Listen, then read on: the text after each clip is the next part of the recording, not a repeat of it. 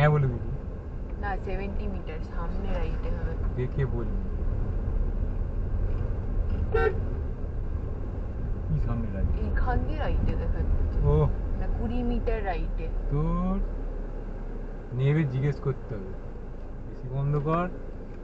এইখান দিয়ে ঘুরে ওদিক দিয়ে যাচ্ছে হ্যাঁ জিজ্ঞেস কর না নেবে নেবে জিজ্ঞেস কর